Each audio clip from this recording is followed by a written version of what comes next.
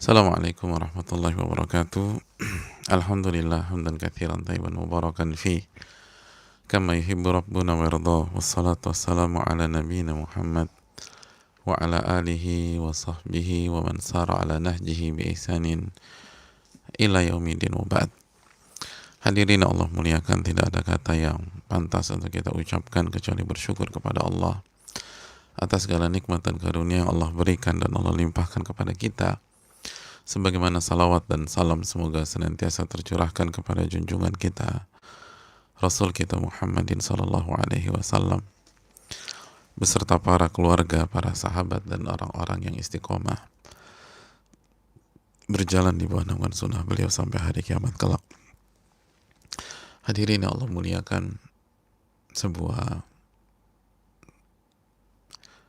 anugerah yang harus kita syukuri, kita kembali bertemu dan bersua bersama Al-Imam An-Nawawi rahimahullahu ta'ala melalui karyanya yang sangat fenomenal, melalui ilmunya yang tertuang di dalam kitab Riyadhus Shalihin, tamannya orang-orang soleh, yang kita berharap agar Allah memberikan taufik kepada kita dan memasukkan kita ke dalam golongan orang-orang yang soleh dan berkumpul bersama mereka. Amin ya rabbal alamin. Dan kita meminta kepada Allah ilmu yang bermanfaat, dan kita berlindung kepada Allah dari ilmu yang tidak bermanfaat. Allahumma inna nas'aluka ilman nafi'a wa na'udzubika min ilmin la yanfa'. Ya Allah, berikanlah kami ilmu yang bermanfaat dan jauhkanlah kami dari ilmu yang tidak bermanfaat. Dan saudaraku yang semoga Allah muliakan, pada kesempatan kali ini kita pun hadir dalam rangka meningkatkan iman kita, karena Allah Subhanahu wa ta'ala menjelaskan kepada kita bahwa iman itu bisa bertambah, iman itu bisa menguat sebagaimana iman itu berkurang, dan ada kalanya turun terus. Dan itu yang kita rasakan setiap kita menjalani kehidupan.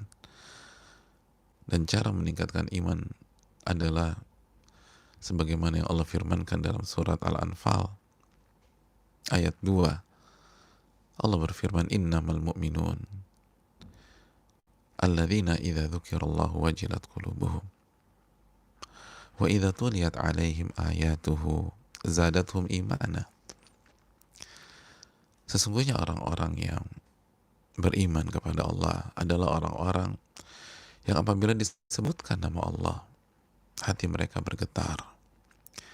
Wa idza tuliyat alaihim ayatuhu zadathum imana. Dan apabila dibacakan ayat-ayat Allah, dibacakan ayat-ayat Allah, dibaca, dikaji, ditadabburi, apa yang terjadi? Zadathum imana. Iman mereka akan bertambah.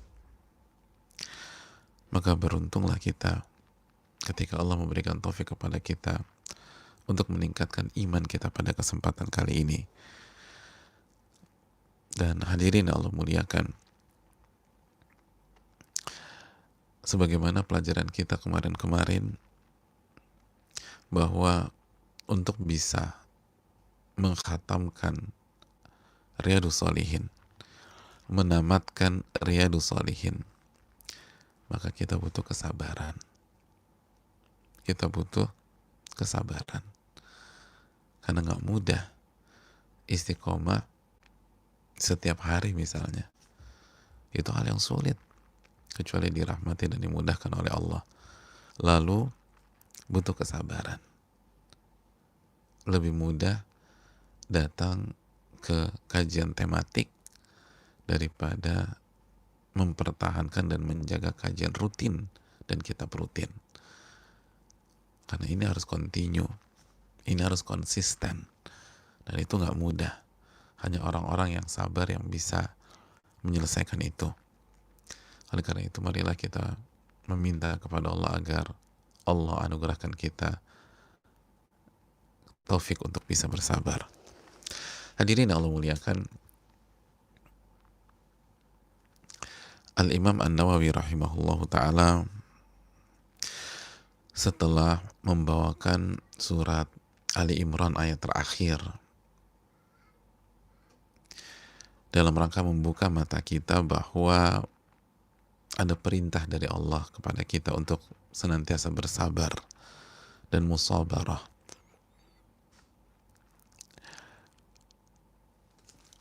Adu kuat kesabaran dengan banyak pihak.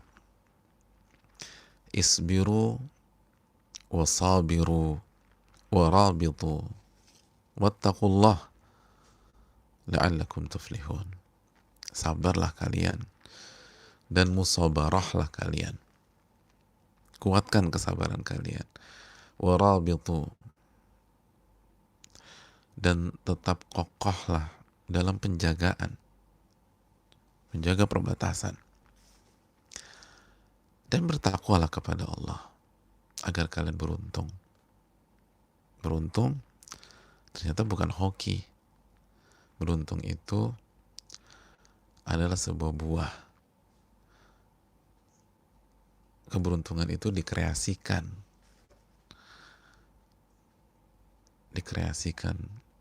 dengan kesabaran.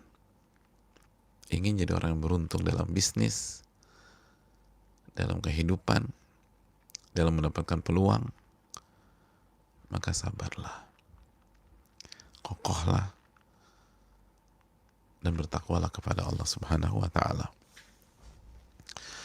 Lalu setelah itu, Al-Imam Nawawi rahimahullahu ta'ala, ulama yang sangat berjasa pada kita melalui kitabnya ini, rahimahullah, semoga Allah rahmati beliau, orang tua beliau, orang-orang yang beliau cintai, dan seluruh umat Islam.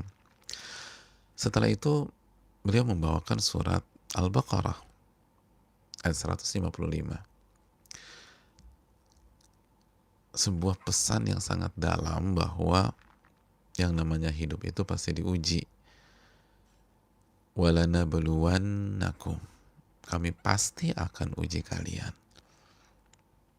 pasti akan diuji.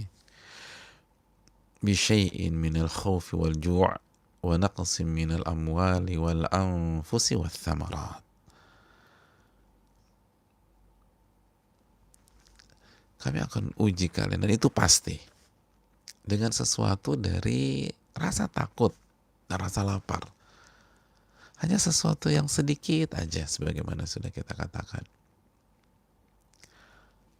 Lalu kekurangan harta, jiwa, dan buah-buahan, hasil panen, perkebunan, itu semua ujian dari Allah Subhanahu wa ta'ala.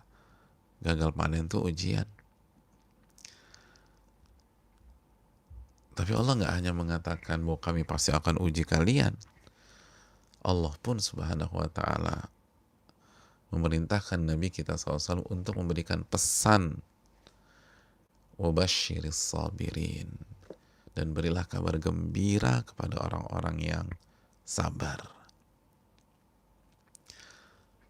Berilah kabar gembira bagi orang-orang yang sabar. Ini menunjukkan bahwa orang yang sabar itu dalam ujian apapun akan selalu mendapatkan kabar gembira dari Allah. Maka tidak ada kesengsaraan dalam hidupnya, seberat apapun ujiannya, tapi perasaannya nggak sengsara, perasaannya nggak hancur, perasaannya nggak galau, nggak down. Syaratnya apa? Jadilah orang-orang yang sabar. Apapun ujiannya, sabarlah di atas ketaatan. Apapun musibahnya, sabarlah untuk mengatakan tidak pada maksiat dan hal yang haram. Dan apapun bencananya, sabarlah dalam menghadapi takdir Allah itu. Tahan diri kita, nafsu kita, amarah kita, kekesalan kita, agar kita tetap on track di atas jalan yang lurus. Perjuangkan kehidupan kita, dan harus berjuang, tapi di atas jalan yang lurus. Setiap diri nafsu ini ingin keluar dari jalan itu, tahan dia. Dan itulah sabar. Itulah kesabaran. Karena masih ingat apa makna kesabaran? Dan ini penting dan harus kita ulang-ulang terus, khususnya dalam bab ini. Secara bahasa apa arti sabar, jamaah? Secara bahasa, makna sabar ada berapa? Ya, ada 3. Yang pertama, al-habs, menahan. Yang kedua, apa yang kedua? A'ali syai', sesuatu yang paling tinggi. Yang ketiga, salah satu jenis dari bebatuan. Batu tuh sabar. Dan secara istilah dijelaskan Al-Imam Muhammad bin Shalih Al-Utsaimin, Al-Imam Ibnul Qayyim, dan para ulama yang lain, sabar itu menahan diri agar selalu di atas ketaatan, yang pertama. Menahan diri agar tidak melakukan kemaksiatan atau dosa, dan yang ketiga menahan diri dalam setiap musibah, ujian, dan takdir Allah Subhanahu wa ta'ala. Jadi kalau kita udah di atas jalan yang benar, mau diapain udah kayak batu aja dah. Udah batu yang gak bisa digoyang-goyang, batu itu. Dan itu sering kita bilang, kita sebagian orang di pergaulan tuh ada yang mengatakan ini orang nih batu banget nih. Artinya kalau udah A nggak bisa digoyang udah. Kalau udah B ya B, nggak bisa digoyang. Mau diomongin enggak, tetap. Tapi dengan syarat di atas jalan yang benar. Maka sebagaimana makna secara bahasa, dia akan berada di atas level yang tinggi dalam kehidupan. Karena sabar a'alil umur, atau a'ali syai', sesuatu yang paling tinggi dari sesuatu. Dan itulah firman Allah dalam surat As-Sajdah ayat 24. Nah, hadirin yang Allah muliakan, jadi orang-orang yang sabar itu happy, gembira. Keliru orang-orang yang kita lihat dari kejauhan, terlihat kehidupannya berat karena dia dalam hidup milih-milih, picky, hanya mau yang halal aja. Kan mungkin teman kita komentarin itu ke kita ketika kita berusaha hijrah atau taat. Atau dulu kita berpandangan demikian, orang ribet banget sih hidupnya, pasti orang sengsara. Anda kan nilai dari kejauhan. Betul, kehidupannya berat, betul, banyak ujian, betul sekali. Mukanya terlihat kayak kurang tidur karena dia kerja keras, lalu ada tahajudnya, atau mungkin dia puasa. Tapi bukan berarti dia berantakan secara jiwa dan hati. Justru wabasyiris sabirin,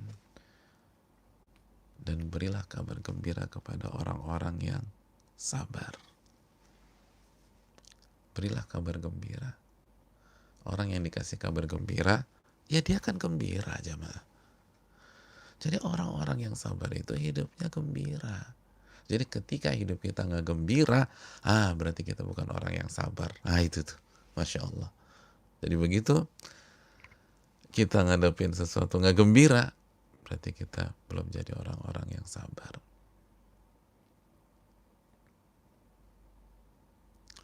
Karena orang-orang yang sabar itu gembira.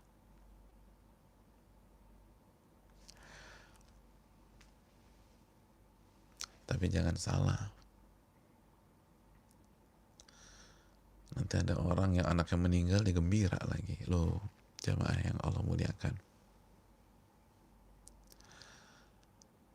Bukan begitu maksudnya. Bukan begitu.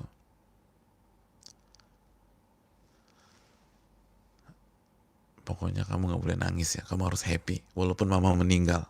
Belum, bukan begitu. Bukankah Nabi SAW nangis ketika anak beliau meninggal dunia?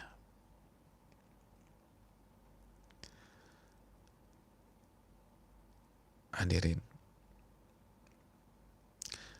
itulah yang dikatakan para ulama,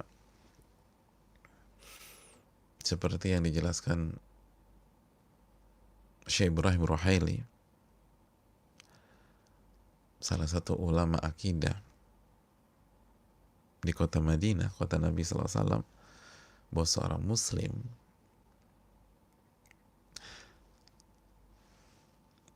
seringkali dalam menghadapi ujian itu dituntut untuk mengamalkan lebih dari satu amalan hati di waktu yang sama. Ya. Satu amalan hati. Di satu sisi misalnya kita sayang dan kita ungkapkan dengan menangis, sebagaimana Nabi SAW menangis. Kata Nabi, innal aina la tadma', mata ini meneteskan air mata. Di waktu yang sama kita sabar. Kita sabar dan tidak kontradiksi. Hadirin yang Allah muliakan. Lalu pertanyaannya, apa sih ciri-ciri orang yang sabar? Biar kita bisa mendapatkan kabar gembira tersebut yang menghibur kita, yang menenangkan kita.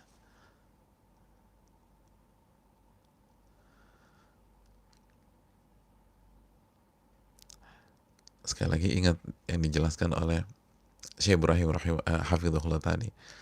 Dalam satu waktu kita dituntut, atau seringkali dituntut untuk memiliki lebih dari satu amalan hati. Amalan hati. Mengungkapkan sayang. Irhamu man fil ardi yarhamkum man fis sama. Sayangilah yang ada di bumi, niscaya engkau akan disayangi yang ada di atas langit. Kita harus, dan salah satu pengungkapkan rasa sayang ketika orang yang terdekat kita kena musibah adalah dengan meneteskan air mata. Tapi di waktu yang lain, di sisi yang lain, di waktu yang sama, kita harus sabar, tahan diri agar tidak keluar jalur dalam mengungkapkan kasih sayang, dalam menangis. Dan ketika kita bisa sabar, wabasyiris sabirin, dan berilah kabar gembira kepada orang-orang yang sabar. Hadirin yang Allah muliakan, ternyata orang-orang yang sabar itu di antara ciri-cirinya alladzina idza asabathum musibatun qalu inna lillahi wa inna ilaihi raji'un. Yaitu orang-orang yang apabila tertimpa musibah, mereka akan mengatakan inna lillahi wa inna ilaihi raji'un. Sesungguhnya kami ini milik Allah, dan kami akan kembali kepada Allah Subhanahu wa Ta'ala. Ini terusan ayat yang kemarin 156. Berilah kabar gembira kepada orang yang sabar. Siapa mereka? Alladzina idza asabathum musibah, yaitu orang-orang yang apabila terkena musibah, qalu inna lillahi wa inna ilaihi raji'un. Mereka akan mengatakan, sesungguhnya kami ini milik Allah dan kami akan kembali kepada Allah Subhanahu wa Ta'ala. Inna lillahi wa inna ilaihi raji'un. Jamaah yang Allah muliakan,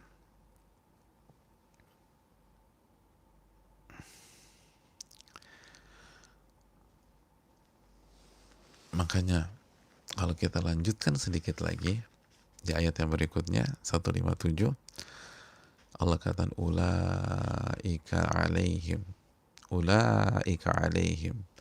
salawatum min rabbihim wa rahmah wa ulaika humul muhtadun. Mereka adalah orang-orang yang mendapatkan salawat dari Allah,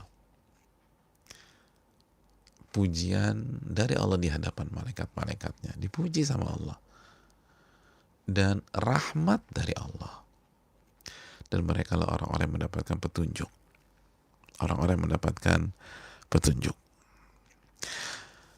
Hadirin yang Allah muliakan,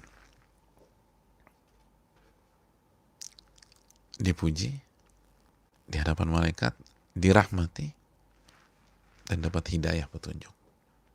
Siapa?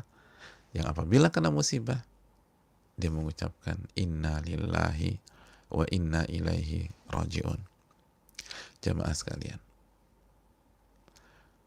timbul pertanyaan, kenapa ada banyak di antara kita sudah mengucapkan inna lillahi wa inna ilaihi raji'un, tapi nggak bisa move on dari sebuah musibah.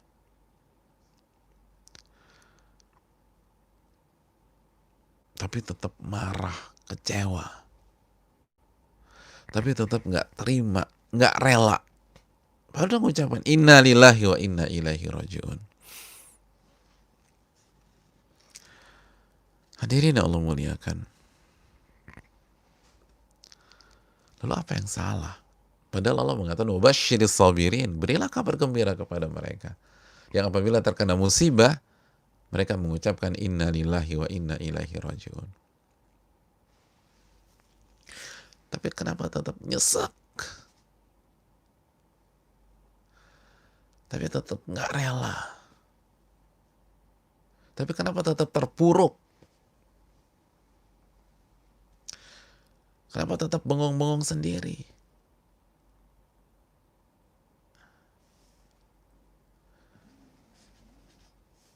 Kenapa sekarang kehilangan harapan untuk hidup? Harapan akan masa depan. Kenapa nggak bisa bangkit? Hadirin, apa jawabannya? Jawabannya karena kita baru sampai titik mengucapkan itu dengan lisan semata. Sedangkan ulama menyatakan agar kalimat ini berfungsi lalu menenangkan hati ini, lalu mendapatkan kabar gembira dari Allah, ini harus diucapkan dengan lisan dan dengan hati. Ini yang dijelaskan secara singkat oleh Al-Imam Muhammad bin Shalih Utsaimin. Kalimat ini diucapkan dengan lisan dan dengan hati. Lisan dan hati. Baru berfungsi.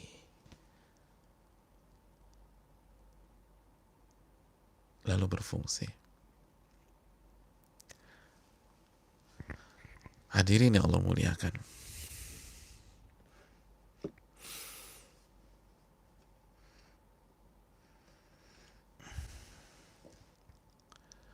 Dan kalau kita ucapkan kalimat ini dengan lisan dan hati kita, maka ada dua konsep besar yang masuk ke diri ini dan otomatis akan menguatkan kita dalam menghadapi setiap musibah-musibah di atas. Ketika rasa takut itu datang, rasa lapar itu memenuhi perut kita, pada saat uang kita hilang, diri kita sakit, atau buah-buahan perkebunan dan ladang kita bermasalah,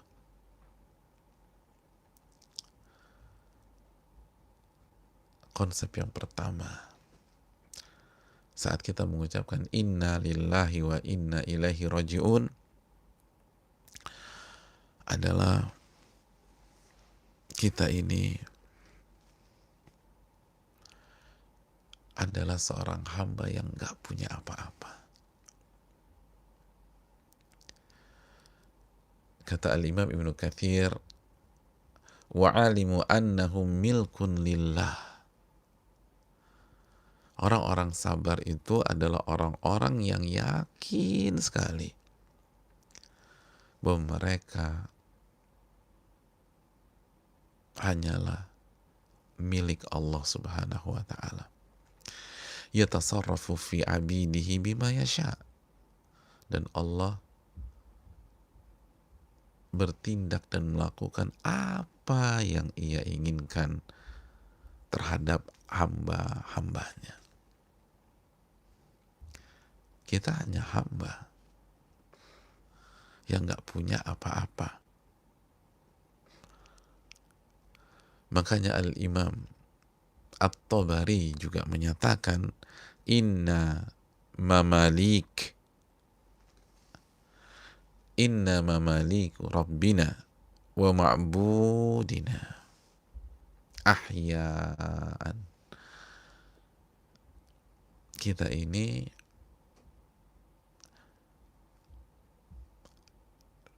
kepunyaan Allah dan hambanya Allah pada saat kita hidup.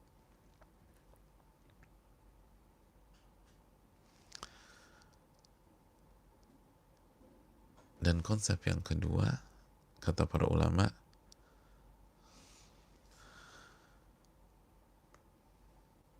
bahwa konsep kembali kepada Allah pada hari kiamat kelak.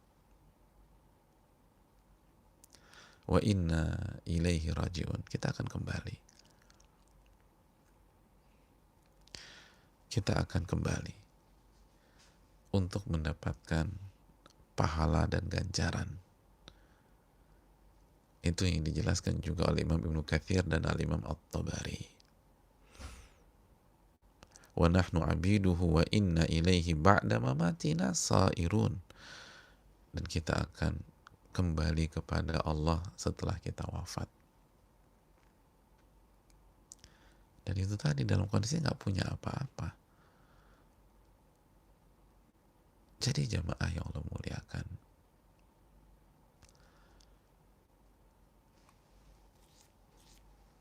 dari sinilah kembali kita disadarkan apa yang dikatakan Al-Imam Ibnul Qayyim rahimahullah ketika beliau dan para ulama kita menekankan bahwa tidak ada obat yang paling mujarab untuk mengatasi musibah dan ujian kecuali tauhid. Nah, kecuali tauhid jamaah. Itu udah. Kecuali tauhid. Kecuali tauhid. Bukankah ini adalah tauhid inna lillahi wa inna ilaihi rajiun? Bukankah ini tauhid rububiyah, bahwa Allah lah yang melakukan apapun terhadap hamba-hambanya, dan kita gak punya apa-apa. Kita gak punya apa-apa.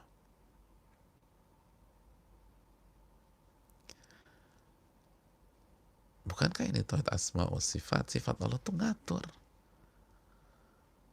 sesuai dengan apa yang Allah kehendaki. Bukankah ini tauhid uluhiyah? Kita hanyalah seorang hamba yang gak punya apa-apa. Jadi yang membuat orang itu hancur, terpuruk ketika uangnya hilang sama sekali, ludes,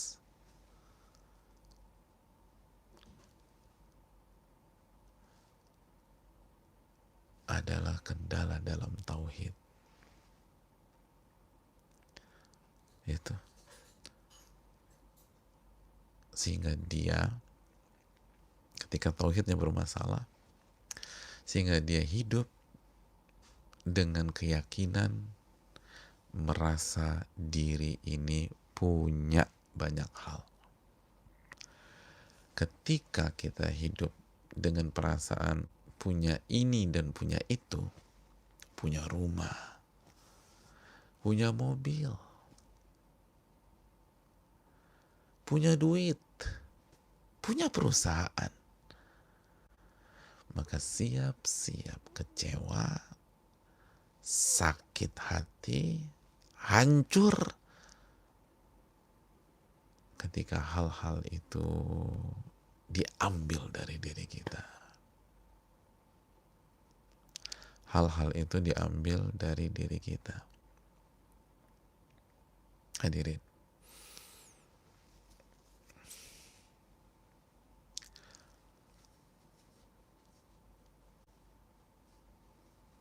suatu hari ada mobil sport yang parkir di depan rumah kita, persis depan pagar. Setelah kurang lebih 1 jam mobil itu terparkir di sana, tuh mobil dicuri orang, hilang. Mobil di depan rumah kita hilang.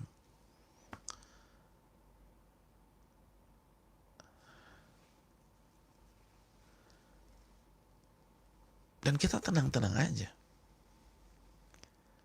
Tuh mobil 9 digit, hadirin, hilang. Dan ada orang bingung, kok kita tenang-tenang aja? Ditanya lah, Mas tuh ngaji di mana sih? Punya ilmu apa? Kok bisa? Mobil mahal hilang, Mas bisa tetap tenang? Lalu kita jawab dengan enteng, ya gimana nggak tenang? Tuh mobil kan bukan punya gua. Tuh mobil punya tamu tetangga sebelah. Ada lagi ada acara di sebelah, parkirnya di depan rumah. Dicuri orang. Ya bukan punya saya, Mas. Bukan punya saya. Mobil saya ada di garasi itu. Aman. Oh, saya pikir makomnya udah tinggi. Hadirin, kenapa kita nggak galau? Ya bukan punya kita tuh mobil. Kita nggak merasa punya, itu poinnya. Kita nggak merasa punya. Bukankah ini pesan yang diajarkan inna lillahi wa inna ilaihi rajiun.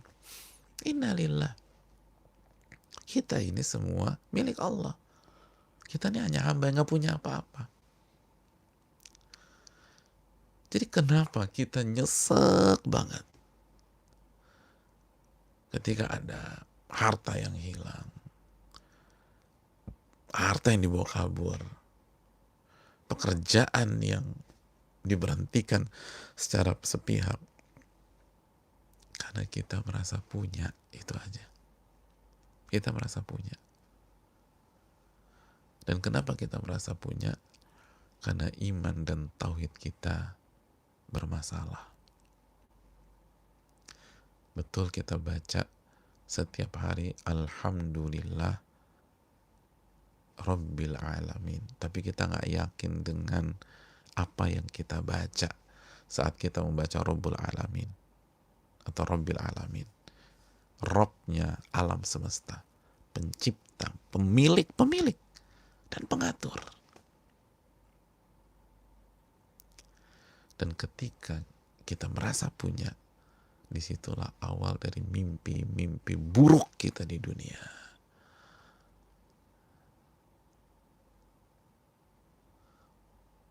Iya. Ya simpel aja lah hadirin. Teman kita punya motor. Dan saat ini kita mengklaim kita punya motor tersebut. Akhirnya apa? Kita kan punya masalah sama yang punyanya. Kita punya masalah sama yang punyanya. Dan kalau yang punyanya orang kuat di lingkungan kita, oh ribet tuh urusan jamaah. Anda baru saja mengklaim memiliki barang yang dipunyai oleh orang yang paling kuat di lingkungan Anda. Ya siap-siap aja ada masalah. Di kampung sawah gitu ya. Itu sawah punya orang. Kita ngaku-ngaku, punya saya nih.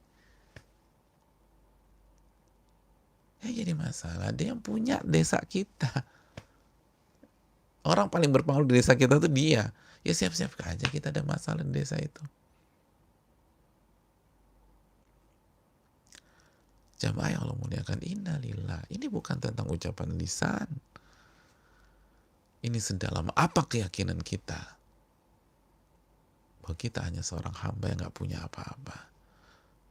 Itulah kenapa Abu Bakar As-Siddiq radhiyallahu ta'ala plong aja ketika hijrah bersama Nabi SAW dan meninggalkan kekayaan beliau di kota Mekah. Karena iman dan tauhidnya kuat.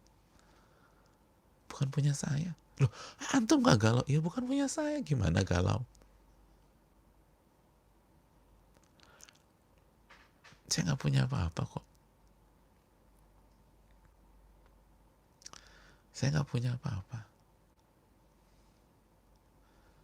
Kan gitu hadirin Allah muliakan. Antum di Dubai selama sepekan.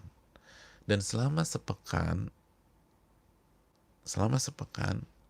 antum gak ngerasa beli apapun. Gak merasa beli properti, gak merasa beli mobil di sana, gak merasa beli macam-macam di sana. Kira-kira ketika jadwal kepulangan antum dari Dubai, antum pulang dari Dubai pelong atau menimbulkan ganjalan? Pelong aja. Kenapa mas? Saya nggak punya apa-apa di sana. Saya nggak punya apa-apa. Pelong. Inna lillahi wa inna ilaihi raji'un. Orang-orang yang sabar itu bisa sabar ketika menghadapi musibah karena dia punya iman dan tauhid yang kuat bahwa dia hanya seorang hamba yang gak punya apa-apa. Yang punya ini semua adalah Robnya, Allah yang bertindak dan mengatur kehidupannya sesuai dengan apa yang Allah kehendaki. Dan Allah ahkamul hakimin, Allah pemutus yang paling bijak. Allah ar-Rahman ar-Rahim, Allah yang maha pengasih lagi maha penyayang. Gak mungkin keliru. Tugas kita fight, berjuang di atas jalan yang benar dan berprinsip kayak batu udah jangan goyah, maju terus. Bukan berarti pasrah, enggak. Bukan berarti lemah, enggak. Al-mu'minul qawi, kata Nabi SAW, mukmin yang kuat itu lebih baik daripada mukmin yang lemah. Dan kuat di sini kuat secara iman, kuat secara akidah, kuat secara mental, kuat dari spirit, jiwa pantang nyerah, maju terus, tapi tidak mau keluar jalur, nggak mau keluar jalur tetap. Dan dia nggak ada beban karena dia yakin ini semua bukan punya dia. Enak, enak kan? Hidup kan enaknya gitu. Kalau kita nggak merasa punya, nggak punya beban dia. Wallahu ta'ala alam bisawab. Apalagi dia tahu yang punyanya ngejaga itu barang dan siap ngambil kapan waktu ketika dia inginkan. Enak. Lalu sekali lagi dia akan kembali kepada Allah Subhanahu wa ta'ala. Ada ganjaran nanti. Ada ganjaran. Ada pahala. Dan dia tahu kalau dia keluar dari track, dia nggak sabar, ada ancaman buat dia. Ya udah, sabar aja. Jadi hadirin, dia akan berusaha sabar. Dan sabar bukan pasrah semata. Dan tidak ada action. Tidak ada perjuangan. Enggak, justru sabar itu berjuang. Makanya kan ingat Ali Imran 200, isbiru wasabiru warabitu wattaqullah. Coba buka lagi. Sabar. Dan kuat-kuatan kesabaran. Kuat-kuatan, bukan lemah. Kuat-kuatan. Wasabiru. Kuat-kuatan nafas kesabaran. Kuat-kuatan nafas kesabaran. Warabitu. Dan tetap kokoh dan tetap terjaga. Tetap kokoh dan tetap terjaga. Jangan lemah, jangan pernah meninggalkan pos. Kan gitu ya, ribat kan. Meninggalkan, pada dasarnya ribat itu kan menjaga perbatasan. Menjaga perbatasan.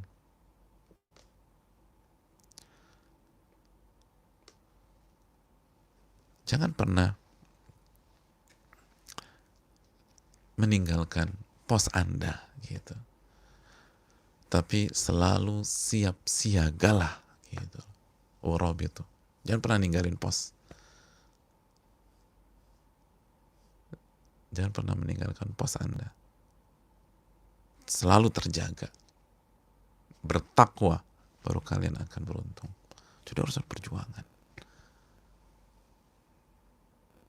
Di saat kondisi berat, musibah tadi, Al-Baqarah 155, ada sakit, lalu uang diambil sama Allah, lalu ada rasa takut, lalu ada rasa lapar, berjuang, bangkit, tapi sabar. Jangan tergiur dengan hal yang haram. Maju terus. Maju. Dan kita nggak ada beban, karena ini bukan, yang semua ini bukan punya kita.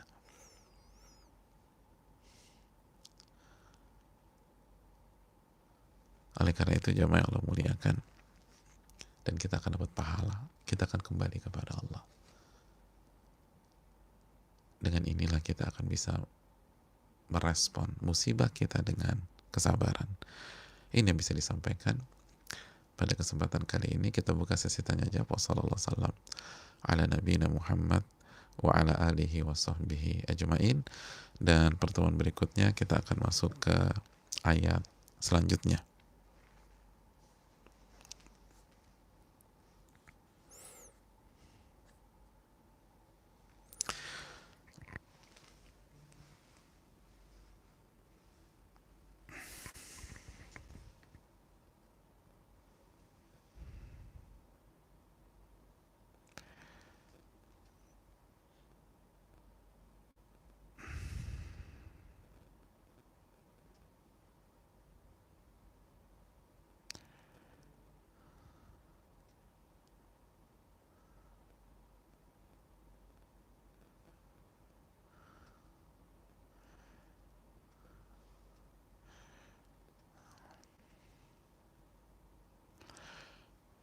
Assalamualaikum warahmatullahi wabarakatuh. Afan mau tanya, bila di tempat kerja merasa sudah tertekan, misal sering disalahkan, apakah harus bersabar atau berhenti? Jazakallah khairan.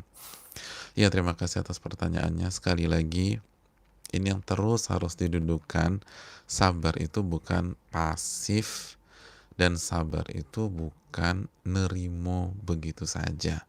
Sabar adalah menahan diri agar selalu di atas ketaatan, tidak melakukan dosa dan maksiat, dan menahan diri agar tidak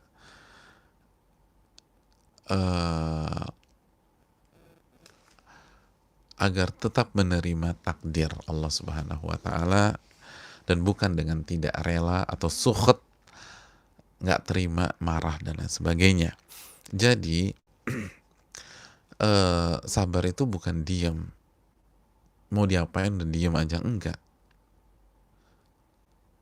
Sabar itu menahan diri agar tetap berada di jalur on track. Jadi jamaah sekalian yang Allah muliakan,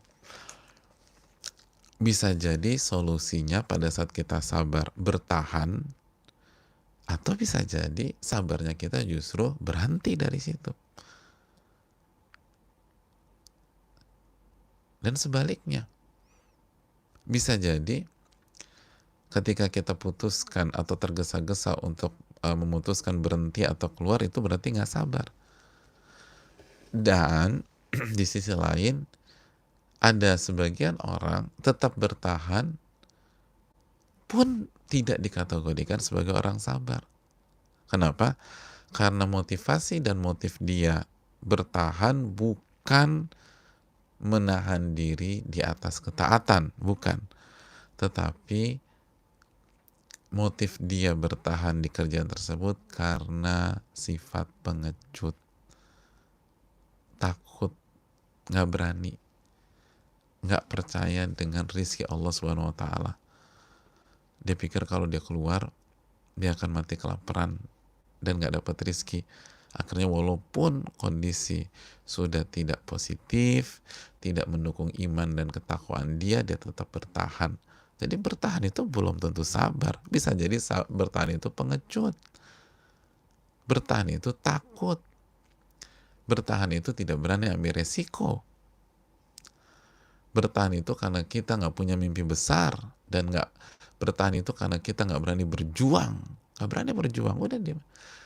Bertahan itu bisa jadi karena kita hanya mau di zona aman. Ya udah, stagnasi di situ aja. Jadi ini yang harus selalu kita dudukan, bahwa bersabar bukan pasif dan bukan bertahan, bukan. Nabi itu orang yang paling sabar, Sallallahu Alaihi Wasallam. Tapi apakah beliau pasif? Enggak. Beliau hijrah ke Madinah, terus berbalik lagi ke kota Mekah untuk buka kota Mekah. Itu sabar. Itu simpel aja. Nabi kita Sallallahu Alaihi Wasallam sepakat, kita sepakat beliau adalah orang yang paling sabar. Apakah pasrah? Apakah diam aja? Enggak. Berjuang, berjuang, berjuang, berjuang. Hidup beliau perjuangan dari awal sampai akhir.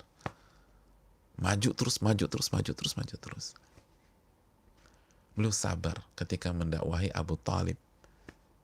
Cuman sekali dua kali, enggak. Coba lagi, coba lagi, coba lagi, coba lagi. Terus. Sampai Abu Talib mewafatkan. Walaupun endingnya beliau tidak mengucapkan syahadatain, tapi lihat kegigihan Rasul SAW dan kesabaran Nabi SAW dalam berdakwah, kesabaran dalam mengejar keinginan beliau. Adapun berhasil nggak berhasil itu urusan belakangan. Yang penting kita all out dulu, fight dulu, habis-habisan dulu. Itu sabar. Mau kerja di sana nggak kerja di sana, semua ini bumi Allah. Tapi sudah kita perjuangkan belum? Sabar bukan diam, bukan nggak bereaksi ketika dia apa-apain, tapi bereaksilah sesuai dengan siratal mustaqim. Wallahu ta'ala alam bisawab.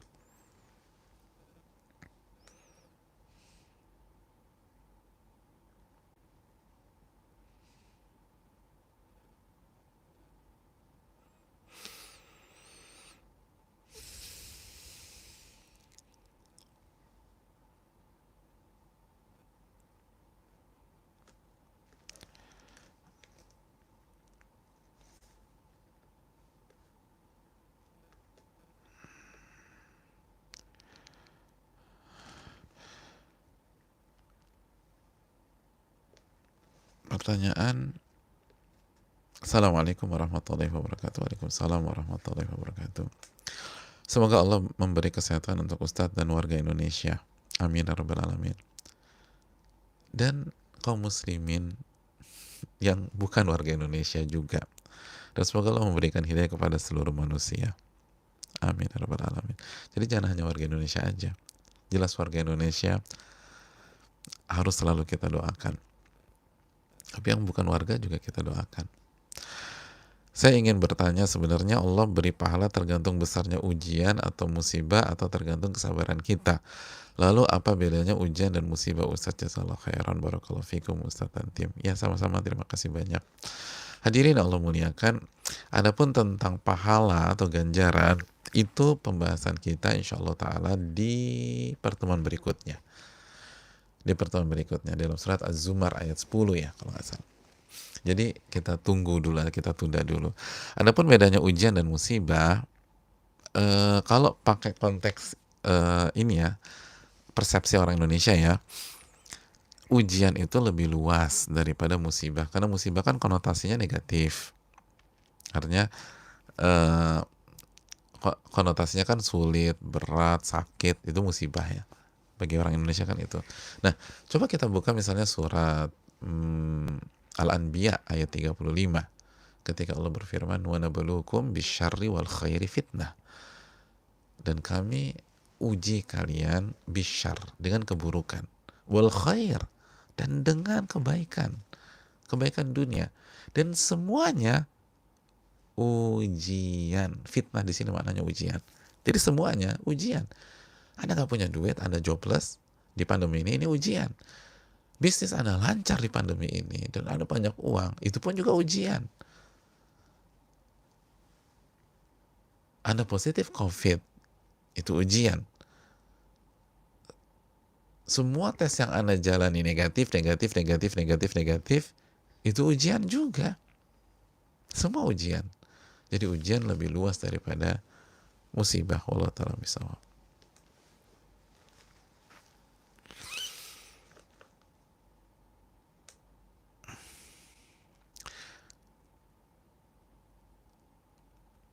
Assalamualaikum Ustaz. Waalaikumsalam. Mau bertanya bagaimana caranya bersabar jika kita disakiti oleh orang terdekat kita, pasangan hidup, berkali-kali berkhianat dan tidak jujur. Apa memang harus terus bersabar Ustadz atau boleh memilih jalan lain? Syukran, barakallahu fikum, barakallah. Ya, terima kasih atas pertanyaannya dan semoga masalahnya diurai dan diselesaikan oleh Allah Subhanahu wa taala. Kalau pertanyaannya memang harus terus bersabar Ustadz atau boleh memilih jalan lain? Jawabannya harus bersabar dan tidak ada opsi lain. Tidak ada opsi lain. Tapi pertanyaannya, apa yang dimaksud dengan kesabaran? Apa yang dimaksud dengan kesabaran?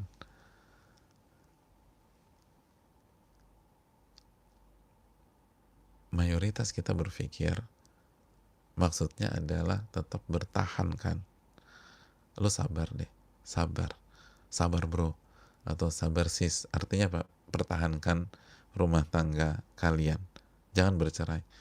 Dan kita sudah katakan, sabar itu bukan itu. Sabar lebih dalam dari itu. Sabar itu kita menahan diri agar di atas ketaatan. Nah pertanyaannya, rumah tangga kita di atas ketaatan apa tidak? Sabar agar tidak berdosa dan bermaksiat. Pertanyaannya, rumah tangga kita isinya dosa atau maksiat atau ketaatan? Oleh karena itu jemaah sekalian, solusi hanya sabar. Tapi sabar bisa berarti mempertahankan dan bisa berarti melepas. Jika Allah perintahkan kita untuk melepas ikatan pernikahan tersebut. Karena masalah rumah tangga itu seperti penyakit, tergantung stadium. Dan ada masalah-masalah di mana Allah minta kita mengakhiri. Allah minta kita mengakhiri. Dan ketika kita mengakhiri, itulah kesabaran. Karena mengakhiri rumah tangga itu nggak mudah, beratnya minta ampun. Dan Anda harus bertahan, Anda harus tahan diri Anda. Dan itulah kesabaran. Oleh karena itu yang pertama, saran saya, introspeksi diri, evaluasi diri, muhasabah, audit diri kita, apa dosa-dosa kita, karena Allah berfirman, ma asabakum min musibatin fabima kasabat aydikum wa ya'fu an katsir. Apapun yang menimpa kalian itu karena dosa-dosa kalian atau perbuatan tangan kalian. Pasti ada andil dari perbuatan tangan kita. Surat Asy-Syura ayat 30. Coba introspeksi, jangan gampang menyalahkan pasangan. Evaluasi diri kita. Selalu kembalikan ke diri kita terlebih dahulu. Ibda binafsik, kata Nabi SAW. Mulailah dari diri Anda. Lalu yang berikutnya, sabar, dan untuk bisa mendapatkan ketepatan sikap dalam sabar di masalah seperti ini, para ulama kita dan masyayikh kita itu seringkali menasihati kita untuk konsultasikan dengan ahlinya, konsultasikan dengan ahli ilmu, karena masalah-masalah rumah tangga seperti ini sangat sulit dibahas di forum umum. Dan idealnya yang konsul adalah suami dan istrinya, sehingga ahli ilmu itu bisa mendengar dari kedua belah pihak. Walaupun sebagian para masyayikh juga mengatakan kalau tidak memungkinkan, kalau salah satu nggak mau, ya minimum salah satu dari mereka menceritakan dengan kejujuran dan bukan mencari justifikasi. Jadi konsultasikan secara tertutup dengan ahli ilmu yang kita percaya, yang punya kematangan dalam masalah fikih nikah dan kebijaksanaan. Karena salah-salah kesimpulan itu bisa cerai padahal nggak harus cerai. Dan itu jangan sampai terjadi. Wallahu ta'ala bishawab.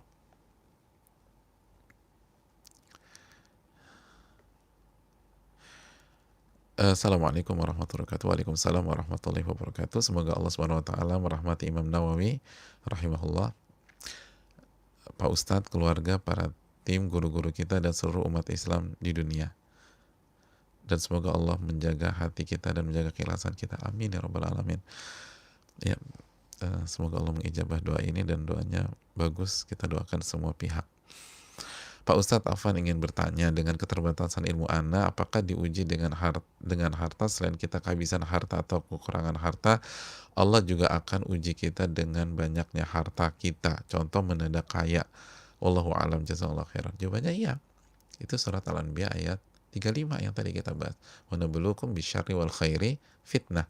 Tapi kenapa ini kita belum singgung? Karena kita kan konteksnya surat Al-Baqarah 155. Dan Al-Baqarah 155 itu ujian yang negatif. Wala nabluwannakum bisyai'in minal khawfi wal ju' wa naqsim minal amwali wal anfusi wal thamarat. Semuanya arahnya ke negatif. Jadi itu yang kita tekankan. Terima kasih. Wallahu ta'ala bishawab. Assalamualaikum warahmatullahi wabarakatuh. Waalaikumsalam warahmatullahi wabarakatuh. Afan Ustadz, apakah jatuh bangun dalam maksiat juga termasuk kesabaran? Jazakallah khairan. Jangan gini, makasih atas pertanyaannya. Diksinya kita rubah aja. Apakah terus istighfar, bertaubat, dan bangkit dari ketergelinciran, ketersandungan dalam lubang maksiat itu kesabaran? Nah, jawabannya ya kalau begitu. Biar clear gitu, biar clear. Jadi apakah terus bangkit, terus berdiri dan berjalan, tidak menyerah, tidak punya kamus menyerah dalam dirinya, begitu tersandung bangkit lagi, tergelincir bangkit lagi, istighfar lagi, taubat lagi, jalan lagi, istighfar lagi, taubat lagi, jalan lagi, dan tidak ada niatan untuk sengaja ngulangin kemaksiatan tersebut. Tapi namanya manusia, kullu bani Adam khata, setiap anak Adam banyak melakukan kesalahan. Wa khairul khata'ina tawwabun, dan sebaik-baik orang yang melakukan banyak kesalahan, dia harus banyak taubat. Dia orang yang memperbanyak taubat. Dan bukankah tadi definisi sabar adalah menahan diri menahan diri agar selalu di atas ketaatan. Dan bukankah istighfar ketaatan? Iya kan? Istighfar ketaatan bukan? Ketaatan. Bukankah taubat ketaatan? Taubat ketaatan. Bukankah optimisme itu ketaatan? Ketaatan. Karena Nabi SAW bersabda, yu'jimunil fa'lu. Aku suka dengan optimisme. Jadi terus bangkit, terus optimis, terus istighfar, terus taubat ketika terjatuh dalam kesalahan, itu adalah sebuah kesabaran. Terima kasih atas pertanyaannya.